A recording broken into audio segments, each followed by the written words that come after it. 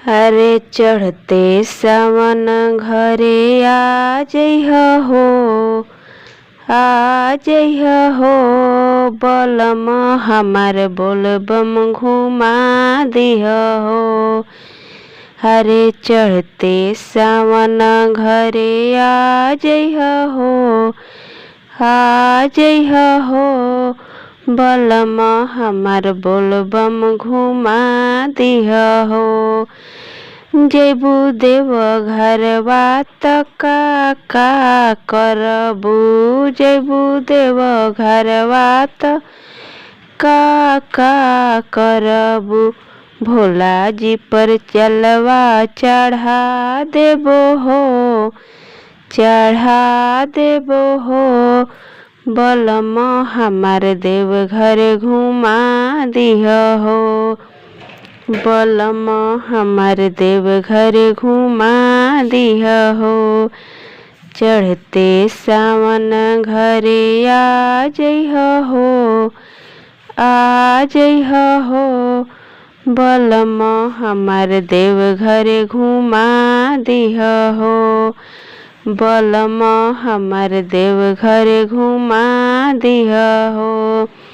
जैबू देव घरवा त का तू करबू, जैबू देव घरवा त का तू करबू।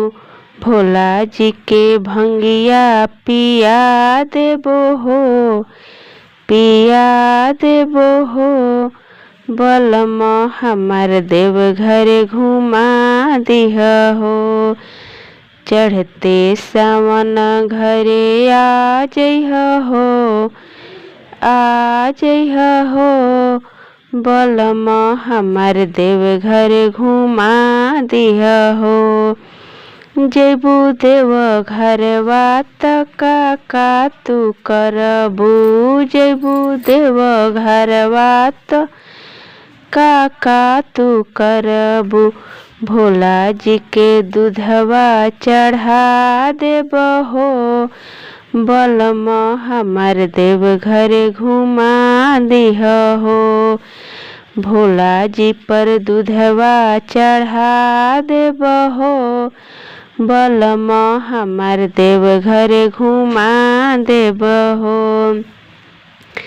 चढ़ते सावन घरे आ जइहा हो, आ जइहा हो बलम हमार देव घर घुमा दिहा हो। जैबू देव घरवा त का तू करबू, जैबू देव घरवा त का तू करबू। अरे बेल के पतैया चढ़ा देबो हो, चढ़ा देबो हो बलम हमार दर्शन करा दिहा हो।